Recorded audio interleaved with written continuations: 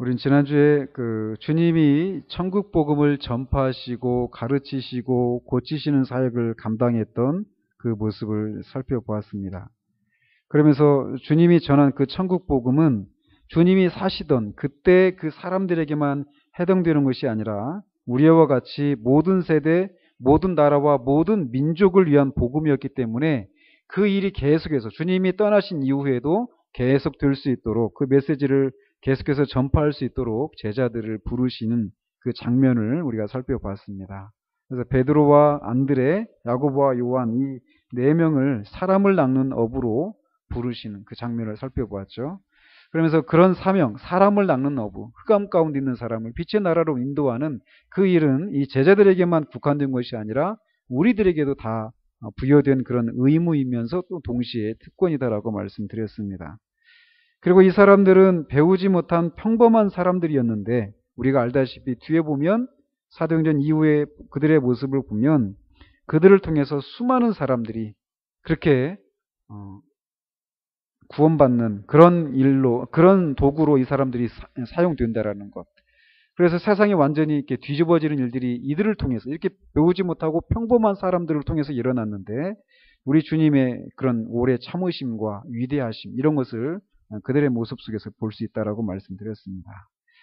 그러면서 주님이 먼저 천국 복음을 주님의 사역을 한마디로 전파하시고 가르치시고 고치시는 사역이었는데 이제 그걸 그렇게 요약을 해놓고 이후에 이제 보면은 구체적으로 가르치는 에 대해서 이제 오늘 우리가 보면은 그 내용이 쭉 펼쳐지고 고치시는 사역에 대해서도 이제 그 8장과 9장에서 그런 것들을 집중적으로 이제 마태가 구체적인 사건을 통해서 그런 것들을 드러냅니다. 그러면서 주님이 먼저 천국 복음을 선포했는데 이 천국은 네 가지 의미가 있다고 말씀드렸죠. 그래서 하나는 하나님을 왕으로 시인하고 이 하나님에게 완전히 복종하는 나라 또는 그런 상태를 가리킨다라고 말씀드렸고 또는 이렇게 하나님을 왕으로 시인하고 그에게 완전히 복종할 때 이루어지게 되는 온전한 구원 그것도 천국이다라고 말을 했고 또 세 번째로는 교회를 가리킬 수도 있다라고 말씀드렸습니다. 네 번째로는 구속받은 우주를 가리킨다라고 말씀드렸는데 이 네 가지 의미가 따로따로 분리되어 있는 것이 아니라 서로 연관이 되어 있는데 그 중심 사상이 뭐냐? 이 모든 것이 하나님의 주권으로 이루어지는 것이다. 라고 하는 것에 이렇게 하나 묶여져 있다라고 말씀드렸습니다. 그러면서 이 천국은 마치 점차 자라나는 작은 겨자씨와도 같다. 씨의 상태로 있을 때도 겨자라는 거죠. 무성해서 잎이 무성해지고 많은 새들이 깃들 그때에도 겨자이지만 이렇게 씨같이 아주 작은 것의 대명사인 겨자씨같이 작은 그런 상태에서도 겨자인 것처럼 우리가 그리스도를 믿어서 천국 백성이 되고 우리가 이 땅에서 천국의 복락을 현재적으로 누리고 있는 것이 겨자씨처럼 작고 초라해 보일지 모르지만 이것이 결국 이렇게 무성해지는 것처럼 겨자가 그런 것처럼 장차 완성될 하나님의 나라를 향해서 반드시 그 지점을 향해서 나가고 있고 또 마침내 그것이 이제 새 하늘과 땅에서 이루어지게 된다라고 말씀드렸습니다. 그러면서 이제 주님이 또 진리를 해석해 주는 그런 가르침의 사역을 베푸셨고 병을 고치시고 귀신 들린 자를 쫓아내시는 그런 사역도 했는데 그 의미는 주님이 전파하시는 메시지가 진리이다라고 하는 것을 입증해 주는 것이고 또 한 측면에서는 그 예수님의 그 이적을 통해서 선지자들이 앞서 예언했던 그 메시아가 바로 예수 그리스도이시다라는 것을 이렇게 입증해 주는 그런 의미가 있다라고 말씀드렸습니다. 그리고 또 하나는 천국이 이미 도래했다. 이미 왔다라고 하는 것을 의미한다라고 말씀드렸습니다. 그러면서 이제 오늘부터는 이제 그 소위 산상수훈이라고 하죠. 이 산상수훈에 대해서 살펴가도록 하겠습니다.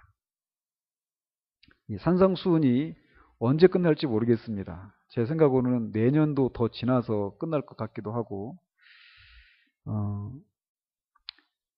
그래서 이제 오늘부터는 이 산상수훈에 대해 주님이 가르치신 그 내용을 이제 펼쳐 보이기 시작하죠, 마태가. 그러면서 이제 우리의 상황을 좀 이렇게 좀 돌아와 봤으면 좋겠어요. 어떤 거냐? 우리나라에 기독교가 들어온 지 한 130년 정도 됩니다. 1884년도에 이 아펜젤러에 의해서 이렇게 처음으로 복음이 공식적으로 이렇게 들어오게 되는데, 물론 그 전에 이미 로스 선교사에 의해서 북쪽 지방에서 이미 쪽복음이 돌고 있었습니다. 그러나 공식적인 선교사를 통해서 우리나라에 이제 온 거는 이 아펜젤러라고 얘기를 하는데, 어쨌건 그때를 기점으로 하면은 한 130년 정도 된 거죠. 그런 세월 만에 한국교회가 세계에서 유례를 찾아볼 수 없을 정도로 급속한 성장을 했습니다. 비록 이 90년대 후반 이후로 기독교가 굉장히 이렇게 숫자가 줄어들어가고 있어요. 다른 종교에 비해서 기독교 인구가 줄어들어가고 있는 실정이긴 하지만, 그럼에도 불구하고 우리나라 교회가 양적으로 큰 세계적으로 유례를 찾아볼 수 없을 정도로 그런 급속한 성장을 했다라는 것은 부인할 수 없는 그런 현실입니다. 이렇게 급속한 양적인 성장을 이루는 동안에 한 4세대 또는 5세대 정도 이렇게 시간이 흘렀는데, 교회가 오늘날 그 어느 때보다도 사회 속에서 큰 비판을 지금 받고 있다는 거예요. 비판을 넘어서서 조롱의 대상이 되고 있죠. 그래서 우리가 몸담고 있는 이 사회 공동체로부터 교회가 비판을 받고 있는 이유들은 여러 가지가 있을 겁니다. 그리고 교회가 원래 교회의 기능을 제대로 하면은 우리가 살펴보겠지만 핍박을 받게 되어 있어요.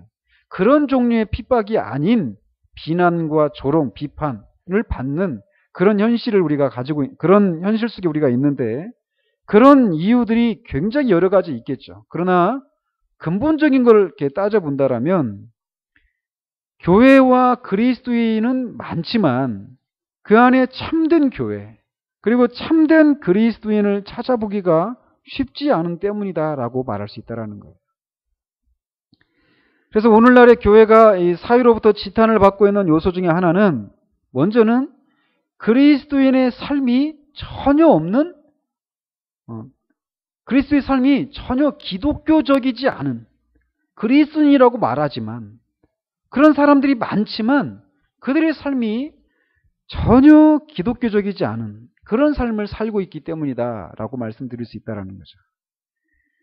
그래서 우리가 구원을 받는 것은 우리의 선행에 있지 않고 우리의 행위에 있지 않고 오직 예수 그리스도를 믿음으로만 구원을 받습니다. 그렇죠? 이게 바로 이신칭의의 교리인데, 이 교리를 오해함으로써 기독교의 삶이 왜곡된 현실이 있다라는 거예요. 즉 기독교인이 되는 길은 오직 믿음으로만이라고 하는 것을 강조하면서 율법을 지킬 필요가 없다라는 그런 식의 오해를 불러일으켰다라는 거죠. 그래서 예수님을 믿어 구원을 받았다고 하면서 기독교적인 삶을 살지 않는 모습이 세상 사람들의 눈에 너무나 많이 비춰지고 있다라는 거예요.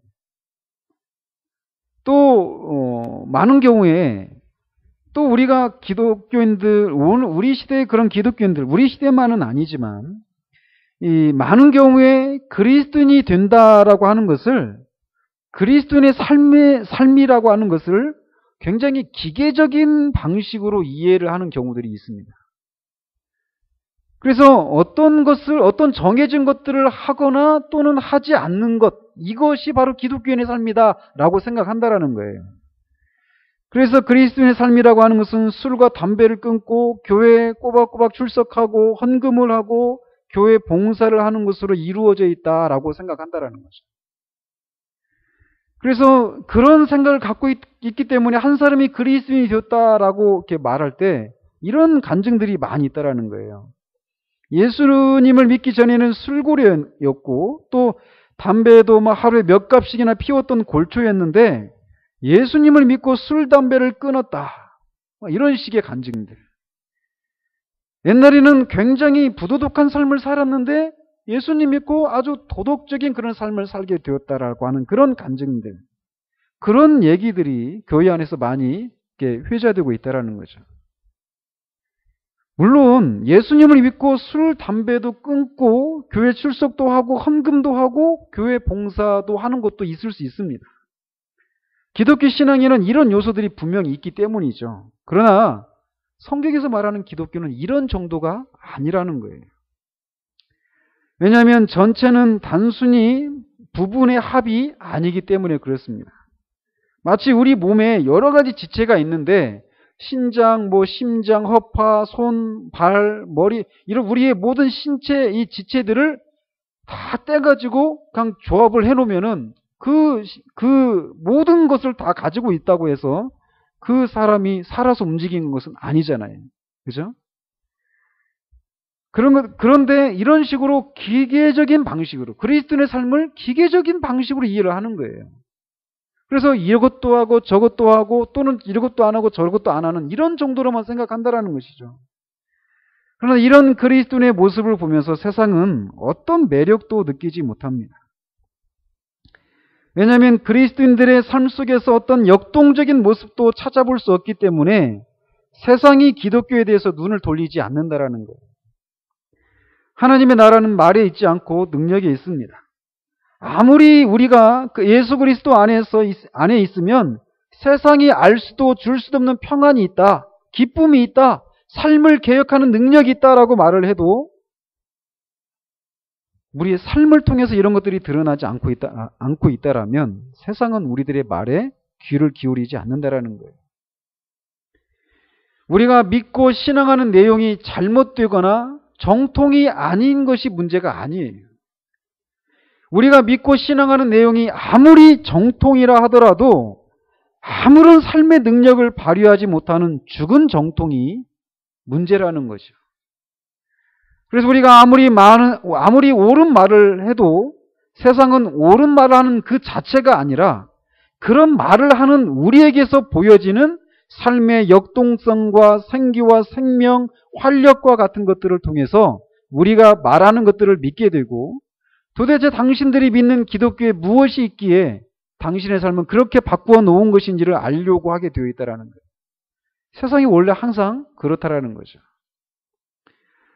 자, 그런 현실 속에서 즉 이신칭의 교리를 오해하는 것을 통해서 이 그리스도인의 삶이 없는 기독교적인 삶이 없는 그런 현실 또 그리스도인의 삶을 기계적인 방식으로 이해를 하는 그래서 기독교적인 어떤 행위들을 하고 있지만 그 안에서 마땅히 드러나야 될 이런 어떤 기독교인으로서의 그런 삶의 역동성과 생기와 활력이 없는 그런 현실 속에서 그런 오늘날의 교회와 그리스도인들의 삶에서 보여지는 모습을 한마디로 정의한다라면 그것은 피상성이라고 말할 수 있다는 거예요. 즉 오늘날의 교회와 그리스도인의 삶이 세상의 눈에 비춰질 때는 피상적인 그런 모습으로 들린다라는 거예요. 그리스도 안에 기쁨이 있다, 평강이 있다, 삶을 개혁하는 능력이 있다 말하지만 그것을 실제로 살아내지 못하고 있는 그런 모습을 보기 때문에 우리의 말이 그들에게는 피상적으로 들리는 거예요. 또 우리가 옳은 얘기를 하지만 나는 그리스도인이라고 말을 하지만 실제적으로 삶을 통해서 그렇게 그 말에 뒷받침되는 삶이 없기 때문에 우리의 말이 공허하게 그들에게 들린다는 거예요. 이것은 우리 그리스도인의 삶이 피상적이다라고 하는 것은 사람들과의 관계 속에서도 이런 것들을 적용해 볼 수 있습니다. 우리는 이 사람들과의 관계 속에서 이런저런 것들을 합니다.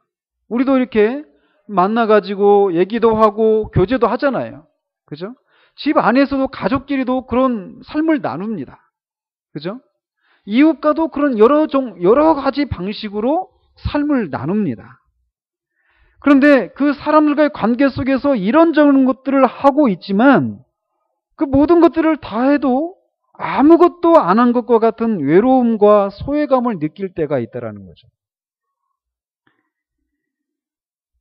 우리는 그 모든 관계들 속에서 사람들과의 관계 속에서도 그렇고 신앙생활 속에서도 우리가 그런 경우들을 보게 된다는 거예요.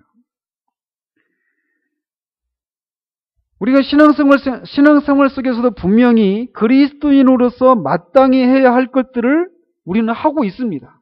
예배도 드리고 있고 헌금도 하고 교회 봉사도 하고 사람들을 섬기고 이런저런 모습으로 신앙생활 한단 말이에요. 개인적인 그런 경건생활도 하고 기도생활도 하고 다 이런저런 모양의 그런 신앙생활을 우리가 하고 있어요. 하지만 그런 것들 속에서 우리는 어떤 실제를 느끼지를 못하는 경우들이 있다는 거예요. 그래서 늘 어떤 공허함을 느낄 때가 있습니다. 사람들을 만나고 집에 돌아오면 뭔가 허전해요. 예배를 드리고 와도 뭔가 우리 영혼의 충만함을 느끼지 못하고 허한 마음으로, 아니면 그런 기대도 없이 집으로 돌아올 때가 많이 있다라는 거예요. 저는 이런 말씀을 드리면서 제 자신을 보면서 정말 얼굴이 화끈거려집니다. 사당동에서까지 왔는데 이런 마음으로 돌아간 그 뒷모습을 지켜볼 때 저 막 진짜 못할 일을 하고 있다 이런 마음이 막 들 때가 한두 번이 아니거든요. 예배를 안 드린 것도 아니란 말이에요. 예배 드리고 신앙생활 이런저런 것들을 다 하고 있었지만 뭔가 빠져 있는 거예요. 그 속에서. 그런 것들을 가리켜서 피상적이다라고 말할 수 있다는 거죠. 뭐를 안 하거나 뭐가 빠져 있어서가 아니에요. 다 하고 있습니다. 그렇지만 그 모든 것들, 신앙 행위들 속에서, 사람들과의 관계들 속에서 있어야 될 그런 삶의 역동성과 생기와 활력, 살아있음 등과 같은 것들을 도무지 느끼지 못하는 신앙생활을 하는 경우들이 많다라는 거예요. 사람들 속에서 입만 열면 하나님을 얘기하고 신학적인 토론을 할 때는 아주 열띤 모습으로 말하기도 하고, 또 그 내용이 굉장히 정통적이고 바른 말이에요. 교리적이에요. 그리고 교회 봉사에도 열심히 있습니다. 정말 입만 열면 막 정말 그 사람이 한 교회 전체 다 책임지고 있는 것처럼, 그 사람이 죽으면 기독교도 죽을 것처럼 그렇게 아주 기독교에 대해서 입만 열면 그런 얘기들을 많이 합니다. 오늘날 그런 기독교인들을 너무나 많이 보지 않아요? 재판하면서 왜 기도를 하고 하는지 난 이해를 할 수가 없습니다. 왜 그냥 말로 뭐 부산을 성시화시키겠다, 뭐 서울을 하나님께 봉헌하겠다, 왜 그딴 얘기를 하는지 저는 정말 이해할 수가 없습니다. 정말 그딴 얘기입니다. 기독교인의 삶에 대해서 아주 피상적인 생각들을 갖고 있는 거예요.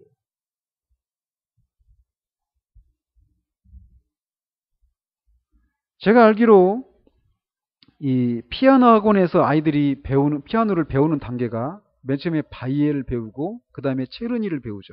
그죠? 이 체르니가 사람 이름이라는 거 아십니까? 베토벤의 제자가 체르니입니다. 이 체르니는 이 피아노 연주를 정말 너무나도 정확하게 하는 사람이었다고 그래요. 너무나 놀랍게도. 그래서 피아노 학원에서 체르니를 배우는 게 이거를 정확하게 치기 위해서 배우는 걸로 제가 알고 있습니다. 근데 체르니가 아무리 베토벤이 작곡한 곡을 하나도 틀리지 않고 정확하게 연주를 한다고 해도 베토벤이 작곡한 그 곡을 통해서 의도한 것들을 표현해내지 못한다라면 그건 진정한 음악가라고 할 수가 없죠. 그죠? 진정한 이 원장님 딸이 하인이 친구인데 영주한테 물어봤어요. 영주한테. 영주야, 넌 그 피아노 칠 때 막 어떤 것을 막 느끼니? 그 작곡가가 작곡한 어떤 막 그런 것들을 막 느끼면서 하니? 잘 몰라요. 치기는 잘 치죠. 오랫동안 쳤으니까. 근데 진정한 연주라고 하는 것은 그 곡을 통해서 작곡자가 의도했던 생명과 질서, 조화, 환희, 슬픔, 외로움, 고독, 고통 이런 것들을 연주하는 것을 통해서 풀어내는 것이에요. 그게 진정한 연주자란 말이죠. 그런 것처럼 피아노를 연주하는 데만 이런 것을 적용하는 건 아니란 말이에요. 우리의 삶을 통해서 기독교적인 모든 신앙 행위들을 통해서 이런 내용들이 드러나야 되는데 그렇지 못한 현실 속에 우리가 있다라는 거예요. 우리 자신들이 그렇기 때문에 세상은 기독교에 대해서 주목하지 않는다라는 겁니다. 그런데 오늘날의 교회가 그것을 모르고 자꾸만 세상이 교회에 관심을 두지 않는 것을 교회가 세상 사람들이 싫어하는 요소들을 가지고 있기 때문이다라고 판단을 내리고, 그런 세상이 들어올 수 있도록 교회 안에서 세상이 싫어할 만한 것들을 없애고 교회의 문턱을 낮추려고 하는 그런 노력들을 한다라는 거예요.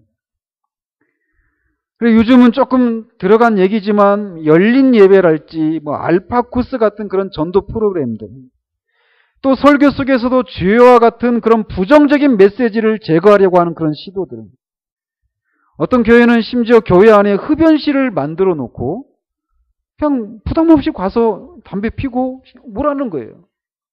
그런 것 때문에 사람들이 교회 안에 들어오지 못한다고 하면서 이 세상과 같은 것들을 교회도 많이 가지고 있다. 즉 한마디로 세상과 교회가 같아지려고 하는 그런 것을 통해서 세상이 교회에 들어오려고 하는 그런 부담감을 없애줘서 세상을 교회 안을 들어오게 하려고 하는 그런 시도들을 하고 있다는 거예요. 또는 이런 것이 아니라면 세상 사람들이 모르거나 인정하지 않을 것 같은, 껍벅 죽을 것 같은 어떤 초자연적인 경험들을 얘기함으로써 세상 사람들의 관심을 살려고 시도하고 있는 것을 보게 됩니다. 이를테면 방언 같은 그런 은사들 말이죠. 신유의 은사나 방언 같은 그런 은사들, 그런 것을 통해서 교회가 세상이 교회에게 주목하려고 하는 그런 시도를 한다는 거예요. 그러나 우리가, 여러분 이런 사실을 아십니까? 불교에도 방언이 있어요. 불자들 중에도 방언하는 사람이 있습니다. 거짓 방언이지만. 그리고 불치병이 낫는 것은 기독교 안에서만 일어난 일이 아닙니다. 저는 무당이 신통력으로 백혈병을 고쳐주었다는 얘기를 들었어요. 저희 동기 목사님한테서. 제가 직접 그 무당을 만나보지 못했지만 제 동기 목사님이 신뢰할 만한 분이거든요. 그리고 그분도 그런 얘기를 했고, 그 무당이 살고 있던 그 마을 사람들이 다 하는 얘기예요. 백혈병에 걸렸던 아이가 그 무당의 신통력으로 백혈병이 나았다라는 거예요. 마치 이런 것 가지고는 세상은 이런 것들을 못한다고 하면서 교회만 이런 것들을 한다고 하지만 세상도 어느 정도는 이 바로의 그 술법사들처럼 그런 모세를 통해 내려졌던 그 재앙을 흉내낼 수 있는 것처럼 세상도 이런 흉내를 낼 수 있다는 거예요. 그렇기 때문에 세상을 향한 우리 그리스도인의 최고의 섬김은 그들과 같아지려 하거나 그들의 관심을 끌 만한 초자연적인 것들을 시도하려고 해서는 안 된다는 겁니다. 그리스도인이 그리스도인다워지는 것이야말로 세상을 향한 최고의 섬김입니다. 기계적으로 기독교적인 행동을 반복하거나 입만 열면 하나님에 대한 얘기를 한다거나 교회 봉사 열심을 내는 것으로, 또는 교리에 대한 탁월한 열심으로 자신이 그리스도인이라는 것을 드러내는 것으로는 부족하다라는 거예요. 이런 요소들이 반드시 있어야 하겠지만 그 이상의 삶이 있어야 한다라는 겁니다. 세상과는 구별되는 하나님 나라 백성으로서의 독특한 삶의 모습과 내면의 특성이 있어야 한다라는 거예요. 즉 피상적인 것을 넘어서는 무엇인가가 있어야 한다라는 거죠. 여기에 이 피상성을 극복하는 길이 있습니다. 그것이 바로 오늘부터 우리가 살펴보려고 하는 산상수훈의 가르침이에요. 우리 그리스도인들이 이 산상수훈의 가르침대로 살아가면 우리뿐만 아니라 우리의 피상성을 인해서 우리에게 눈을 주지 않는 세상도 우리를 주목하고 도대체 당신들의 삶을 움직이는 것들이 무엇인가 하고 우리 안에 있는 소망의 이유들을 물으러 오게 되는 일들이 있게 된다는 거예요. 저는 이제 이 산상수훈을 이제 살펴가기 시작하는데 얼마나 시간이 걸릴지는 모르지만, 먼저 우리가 우리의 눈을 떠서 우리의 가난한 현실을 정직하게 살피고 인정하는 일들이 먼저 있었으면 좋겠어요. 그리고는 우리의 이런 가난한 현실에 대해서 우리들은 어떻게 할 수 없다. 이게 이상의 어떤 것을 더 이상 뭘 할 수 있단 말인가. 이런 식의 자조 섞인 그런 냉소적인 태도들, 우리는 아닐지 모르지만 이 시대에 많은 그리스도인이라고 말하는 사람들의 모습 속에서 이런 태도들이 있단 말이에요. 근데 그런 태도들을 이상하게 여기는 마음을 가져야 한다는 거예요. 왜? 주님께서 말씀하신 이 가르침은 먼 훗날 천국이 이 땅에 돌아올 때나 가능한 것이 아니기 때문에 그렇습니다. 또는 이 가르침이 우리가 할 수 없다는 것을 깨닫도록 하기 위해서 주어진 것도 아니라는 거예요. 물론 거듭나지 못한 그리스도인은 이런 가르침 앞에서 자신이 할 수 없다는 것을 인해서 절망하게 될 것입니다. 그러나 거듭난 그리스도인들은 여기에 제시된 삶을 살 수 있고 또 살아야 한다는 거예요.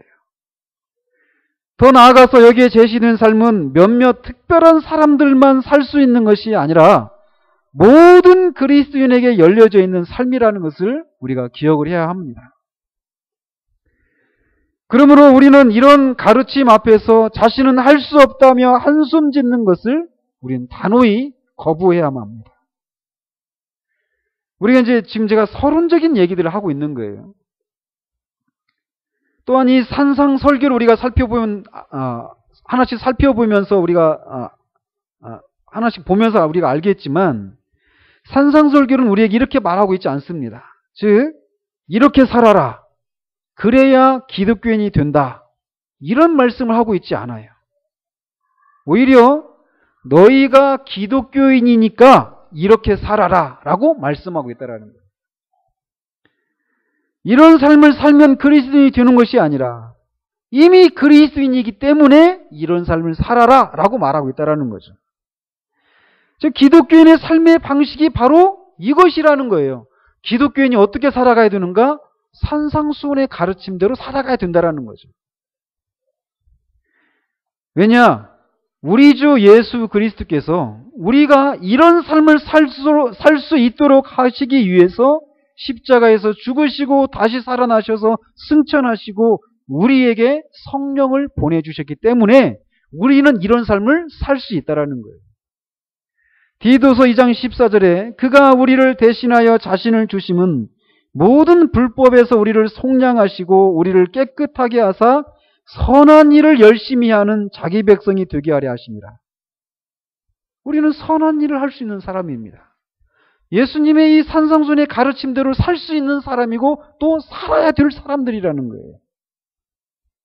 그렇기 때문에 우리는 이 가르침을 조차 살 수 있다라는 겁니다. 반대로 이 산상설교는 거듭난 그리스도인이 아니면 도무지 가능하지 않다라고 하는 것을 우리에게 명백하게 보여줍니다. 그러면서 우리가 이제 산상수훈을 살펴갈 것인데 먼저 우리가 작은 결론을 내린다라면 전도의 최선의 수단은 바로 이렇게 우리가 주님의 가르침, 이 산상수훈을 수훈대로 살고 그 능력을 체험하는 것입니다. 오늘날 세상은 참된 그리스도인들을 찾고 있고 절실히 요구하고 있습니다. 교회 자체가 기독교인의 생활을 다시 살기 시작할 때 사람들은 교회에 관심을 두기 시작할 것이고 교회 안으로 들어온 일들이 일어나게 될 거라는 거예요.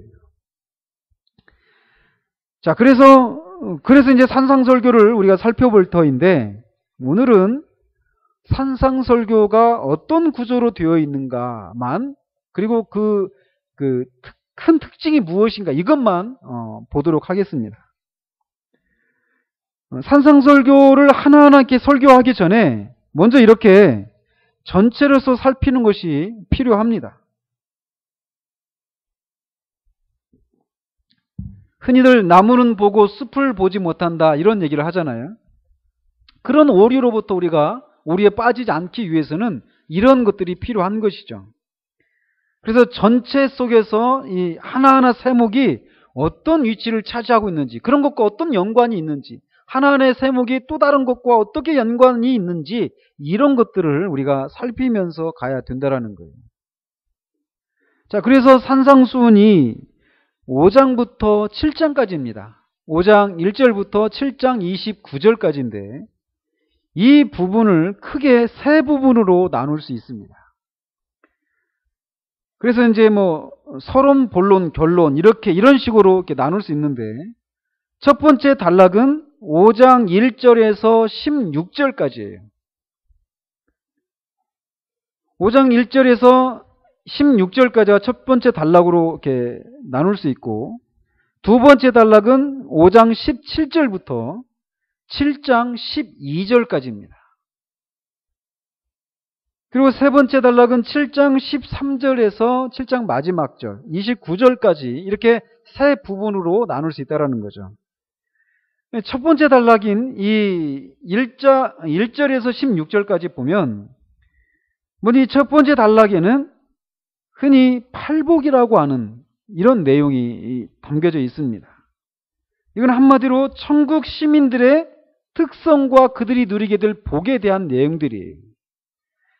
그리고 그들이 13절에서 15절까지는 그들이 세상에 대한 관계, 천국 시민인 그리스도인들이 세상에 대해서는 어떤 존재들인가, 빛이고 세상의 소금이라고 말씀하고 계시죠. 그러면서 이 3절에서 이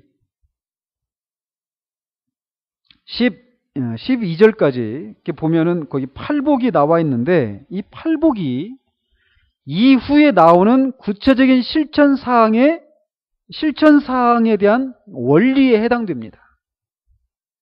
이 팔복의 상태 위에 뒤에 따라오는 그런 세부적인 그런 실천 사항들을 실행해 나가는 거예요. 이 첫 번째 단락은 이렇게 팔복과 그 팔복의 사람들인 그 천국 시민들이 그러니까 천국 시민들이 어떤 그런 특성을 가진 사람들인지 이런 것들을 얘기하고 있고, 그들이 세상에 대해서는 어떤 관계를 맺고 있는 사람들인지 이것에 대해서 첫 번째 단락에서 말씀하고 계시고, 두 번째 단락에서는 이 5장 17절에서 7장 12절까지인데, 한마디로 그 여기서 말씀하고 계시는 것은 이 하나님 나라의 왕이신 예수님께서 요구하시는 천국의 의에 관해서 말씀하고 계십니다. 그러면서 그 두 번째 단락 중에서도 이제 몇 부분으로 좀 나눌 수 있는데, 5장 17절에서 19절까지 여기에서는 이 왕이 요구하시는 천국의 의, 주님이 말씀하시는 이 의가 구약에서 선언된 도덕적인 원리와 일치한다라고 하는 것을 먼저 말씀하고 계셔요. 그러니까 주님이 오신 것이 율법을 폐하기 위해서 오신 것이 아니잖아요. 즉 구약에서부터 말씀하셨던 그 도덕적인 원리가 하나님 나라 신약에 와서 이것이 없어지는 것이 아니다라는 거죠. 일맥상통한다라는 거예요. 그렇지만 20절에서 이제 20절에서부터 48절까지 5장 48절까지를 통해서 이 의는 서기관과 바리새인들의 의보다 뛰어난 의다라고 말하고 있어요. 근데 서기관과 바리새인들이 이렇게 그 율법을 바라보는 시각은 어떤 시각이냐면 기계적인 방식으로 율법을 바라보는 거예요. 그래서 그걸 하나씩 주님이 풀어주시는 거죠. 살인하지 말라.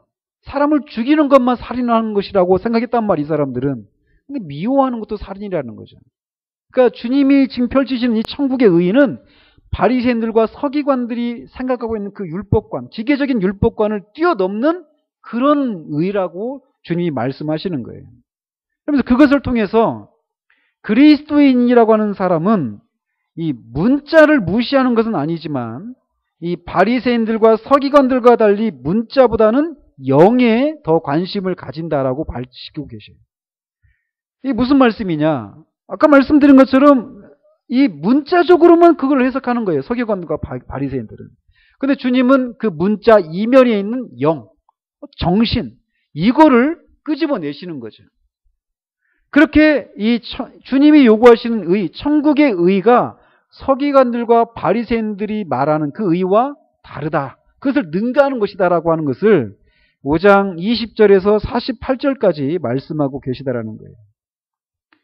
그리고 6장 전체에서는 그리스도인은 사람에게 어떻게 드러나는가에 의해서 행동하는 사람이 아니라 은밀히 보시는 하나님 앞에서 그분께 헌신하며 그 하나님을 전적으로 신뢰하는 삶을 살아가는 존재다라고 하는 것을 밝히시고 계십니다. 그래서 6장 1절에서 18절까지 해서 기도와 금식 그리고 구제에 있어서 그렇게 은밀히 보시는 하나님 앞에서 이런 기도와 구제와 금식을 해야 된다라고 말씀하고 계시고, 또 19절에서 34절까지 무엇을 먹을까, 무엇을 마실까, 무엇을 입을까 이런 걱정하는 문제, 이런 문제를 가지고 하나님을 무조건적으로 신뢰하는 존재가 그리스도인이다 라고 하는 것을 거기에서 19절에서 34절까지 해서 말씀하고 계십니다. 이렇게 6장 전체가 그리스도인이 하나님과의 관계에서 어떻게 살아야 하는가를 말해주고 있는 것이라면 7장 1절에서 12절까지, 아까 말씀드렸잖아요. 5장 17절에서 7장 12절까지가 두 번째 단락인데, 이 7장 1절에서 12절까지는 6장과는 달리 이 땅을 살아가는 그리스도인들이 다른 사람들과 맺어야 할 관계가 무엇인지에 대해서 말씀해주고 계십니다. 그건 한마디로 내 이웃을 내 몸같이 사랑하라 라고 하는 것이에요. 이런 삶의 중심 원리가 12절에 있는 것처럼, 그러므로 무엇이든지 남에게 대접을 받고자 하는 대로 너희도 남을 대접하라 라고 하는 그런 말씀하고 계십니다.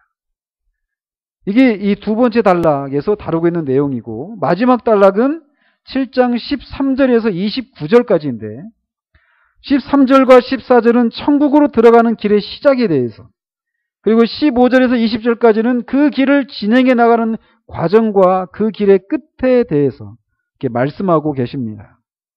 그리고 21절에서 27절까지에서는 이 두 건축자의 비유, 반석 위에 세운 건축자, 모래 위에 집을 지은 건축자, 이 두 건축자의 비유를 통해서 말씀을 듣고 행하는 자와 듣기만 하고 행하지 않는 자가 당할 일에 대해서 말씀하십니다. 그리고 28절, 29절에서는 이 산상설교가 듣는 회중에게 끼친 효력에 대해서 기술하고 있는 것으로 전체 이 산상수훈이 마무리되고 있습니다. 이렇게 산상수훈은 이런 구조를 가지고 있는데, 이제 다음 주부터 이 구조 하나하나를 살펴갈 거예요. 팔복부터 살펴볼 건데, 자, 이렇게 산상설교의 구조를 살피면서 우리가 그리스도인이 어떤 사람인가를 이렇게 정의를 내린다라면 세 가지로 정의를 내릴 수 있다는 거예요. 하나는 뭐냐? 그리스도인은 필연적으로 하나님의 법과 관련된 사람이라는 거예요. 기독교인은 하나님의 법에 따라 살고 그 법을 지키는 데 관심을 가지고 있는 사람이다라는 거예요. 자, 이것이 아까 제가 처음에 서론 부분에서 말씀드린 것처럼 이신칭의의 교리를 오해하는 것을 통해서 율법을 지키지 않는, 이걸 뭐라고 하죠? 무율법주의라고 말을 하잖아요. 그런 현실이 우리 시대 그리스도인들에게 있단 말이에요. 근데 이 산상설교를 산상설교를 통해서 그리스도인이라고 하는 존재가 어떤 존재인가 이렇게 정의를 내려보면 이런 정의를 내릴 수 있다는 거예요. 우리 시대에 자칭 그리스도인이라고 말을 하지만 이 하나님의 법에 관심이 없이 그저 기계적인 방식으로 기독교적인 삶을 행하고, 또는 그것도 아닌 그냥 말만일 뿐이고 삶은 없는, 하나님의 법을 지키는 것과 전혀 상관이 없는 삶을 살아가는 사람들을 우리가 볼 때 그들이 과연 성경에서 말하는 그리스도인이라고 말을 할 수 있는 것인가 라고 하는 생각을 가지게 된다는 거죠. 그래서 아무튼 그리스도인은 이렇게 하나님의 법에 따라 살고 그 법을 지키는 데 관심을 가지는 사람이다 라고 하는 그런 결론을 도출할 수 있다는 거예요. 두 번째는 뭐냐? 아까 6장에서도 우리가 살펴봤잖아요. 기도와 금식과 구제, 이걸 행할 때 사람들이 나를 어떻게 볼까가 아니라 은밀히 보시는 하나님을 의식하면서 기도하고 금식하고 구제라고 주님 말씀하신다고 그랬잖아요. 즉 기독교인은 자신이 항상 하나님의 존전에 있다라고 하는 것을 인식하는 사람이라는 거예요. 그리스도인은. 그래서 교회 안에 있을 때뿐만 아니라 사람들과, 믿지 않는 사람들과 같이 섞여 살고 있는데 그 속에서도 그리스도인은 나는 항상 내 앞에 있는 사람이 나를 어떻게 생각할까가 아니라 그 자리에 보이지 않지만 거기 계시는 하나님이 나를 어떻게 생각할 것인가, 이것을 염두에 두고 그런 하나님을 인식하면서 살아가는 사람이 그리스도인이다라고 말할 수 있다는 거예요. 그러니까 반대로 그렇게 하나님 앞에 자기가 있다라고 하는 것을 인식하지 못하면서 살아가는 사람들을 그리스도인이라고 할 수 있을까? 때로는 우리가 그렇게 살 수도 있습니다. 하나님 앞에 살고 있다는 것을 인식하지 못한 채 사람들이 나를 어떻게 생각할까, 이것만 집착하면서 그것만 생각하면서 살아가는 경우들이 있을 수 있어요. 간헐적으로. 그러나 그런 삶이 지속적인 삶의 패턴이라면 그 사람은 산상수훈을 가지고 보면은 그리스도인이라고 말할 수가 없다라고 하는 그런 결론을 낼 수 있다는 거죠. 그래서 어쨌건 두 번째 그리스도인의 특징은 이렇게 자신이 항상 하나님의 존전에 있다라고 하는 것을 인식하는 사람이기 때문에 그것을 인식하지 못하는 세상 사람들과는 전혀 다른 방식으로 살아가는 사람들이 바로 그리스도인이라는 거예요. 세 번째로 그리스도인은 그런 하나님을 두려워함으로 행하는 사람이다라고 말할 수 있다는 거죠. 심판을 받을 것에 대한 어떤 종이 가지는 그런 두려움 때문에 두려움을 말하는 것이 아니라 주님께서 그렇게 살라고 말씀하셨기 때문에 그런 두려움을 가지고 있다는 거예요. 고린도후서 5장 10절에 사도 바울이 이는 우리가 다 반드시 그리스도의 심판대 앞에 나타나게 되어 각각 선악간에 그 몸으로 행한 것을 따라 받으려 함이라 라고 그렇게 말했던 것처럼 우리가 이 세상을 살아가면서 행하는 그 모든 행위들에 대해서 장차 하나님 앞에 그 모든 것을 회개할 날이 있다라고 하는 것을 우리가 생각하면서 그 하나님을 우리가 경건한 두려움으로, 경외하는 그런 마음으로 두려워하면서 살아가는 사람이 바로 그리스도인이다라고 말할 수 있다는 거죠. 그래서 오늘은 이 서론적인 부분들만 말씀을 드렸는데, 그래서 이제부터 다음 주부터 우리가 산상수훈에 대해서 이게 살피게 될 겁니다. 우리는 이런 과정들을 살펴보면서 이 산상수훈의 가르침 하나하나를 우리들에게 적용하면서 우리는 두 가지 효과를 볼 수 있어요. 하나는 이 말씀드린 것처럼 산상수훈을 이렇게 살펴보면서 그리스도인이 어떤 사람인가 이렇게 어떤 세 가지 그런 정의를 내릴 수 있다고 말씀드렸잖아요. 그런 것처럼 이 하나하나를 살펴보면은 내가 그리스도인인가 아닌가를 알 수 있게 됩니다. 팔복 첫 번째 복부터 그런 것들을 검증할 수 있어요. 심령이 가난한 사람은, 그리스도인은 심령이 가난한 사람입니다. 심령이 가난한 것이 무엇인지를 모르는 사람은 그리스도인이 아니라는 거예요. 이런 식으로 첫 번째 유익은 내가 정말 구원받은 그리스도인인가 아닌가를 먼저 알 수 있어요. 그런 유익이 있습니다. 또 하나는 이미 구원받은 사람들인데 그리스도인의 삶이 무엇인지를 모르는 경우도 있단 말이에요. 어떻게 살아야 되는가. 근데 여기에 너무나도 명백한 그런 가르침들이 우리에게 있다라는 거예요. 그래서 우리가 처음에 제가 그 서론 부분에서 이 시대의 기독교가 피상적이다라고 말씀드렸잖아요. 왜 피상적일까요? 바리새인들과 서기관들이 율법을 기계적인 방식으로만 안 거예요. 그죠? 살인하지 말라. 나는 한 번도 죽여본 적이 없으니까 살인 안 했다고 하지만 주님은 그 문자가 아니라 그 속에 있는 이면에 있는 정신까지도 주님은 살피시거든요. 그러니까 미워하는 것도 살인이라는 것이죠. 마찬가지로 우리의 삶이 바리새인과 서기관처럼 문자적으로, 기계적으로 기독교의 삶을 이해할 수 있단 말이에요.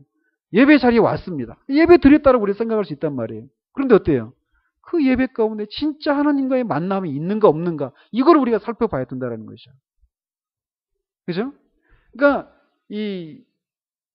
진짜 그리스도인의 삶, 그리스도인들에게도 그런 유익이 있다라는 거예요. 진짜 내가 진짜 그리스도인의 삶을 살고 있는가? 그리고 그리스도인인 내가 어떻게 살아야 되는가에 대해서 너무나도 구체적으로 우리에게 말씀해 주고 계시다라는 거예요. 그리고 이 삶은 아까도 처음에 말씀드린 것처럼 진짜 우리가 거듭난 그리스도인이라면 살 수 있다라는 거예요. 이 사실을 아는 것이 굉장히 중요합니다. 우리는 살 수 있습니다. 우리 안에 계신 성령을 힘입어서 이 삶을 살 수 있다라는 거예요. 생각해 보셔요. 5장에 하늘에 계신 너희 아버지의 온전하신 것처럼 너희도 온전하라 주님이 말씀하셔요. 근데 그런 삶을 우리가 살 수 있다라는 거예요. 이게 잘 안 받아들이시잖아요. 그죠? 근데 왜? 너무나 실패하고 그렇게 사는 사람들을 주변에서 거의 못 보고 우리 자신도 그런 삶을 어떤 때는 사는 것 같지만 거의 대부분은 그렇게 살지 못하고 있는 것처럼 보여지기 때문에 이런 말씀을 들을 때 우리는 주님 맞긴 하는데요. 이렇게 살기는 해야 되는데요. 하면서 할 수 없습니다. 이런 식으로 결론이 난다라는 거예요. 근데 그렇지가 않다라는 거예요. 그래서 우리가 이 삶을 살 수 있다라는 거, 그리고 이 삶의 결국이 무엇을 향해 가고 있느냐면 하늘에 계신 아버지처럼 우리가 온전해지는 것. 그 하나님이 보이지 않는 하나님을 보이는 방식으로 나타내신 그리스도를 닮는 그런 사람이 우리가 되어져 갈 수 있다는 거예요. 이 땅에서 완성이 안 되지만 우리가 지금까지 경험해 왔던 또 우리 주변에서 보이고 있는 그런 그리스도인의 삶을 능가하는 그런 삶을 우리가 살 수 있다는 거예요. 정말 이것이 진행해 나가는 과정 가운데 이런 삶을 주님을 닮고자 하는 이런 삶이 우리 가운데 더 커져가기를 바라요. 우리 신앙의 결국이 무엇일까요? 저나 여러분이나 다른 게 아닙니다. 주님을 닮는 거예요. 여기 주님이 그 삶을 우리에게 펼쳐 보이고 계십니다. 이 과정을 우리가 살펴가면서 우리에게 숙명처럼 따라붙어 있는 이 피상성을 극복하고 우리가 진정으로 우리 주 예수 그리스도를 믿어서 구원을 받았다고 하는 것이 얼마나 영광스러운 것이고 우리 앞에 이렇게 펼쳐져 있는 그 삶이라고 하는 것이 정말 우리가 지금까지 보아왔고 경험했던 그런 기독교인의 그리스도인의 삶이 정말 그게 그리스도인의 삶일까라고 말할 수 있을 정도로 그렇게 광대하고 영광스러운 것이라는 것을 우리가 알고 그것을 사모하고 실제로 그런 삶이 우리에게서 계속해서 진행되어져 나타나는 그런 은혜가 있기를 우리 주님의 이름으로 축원드립니다.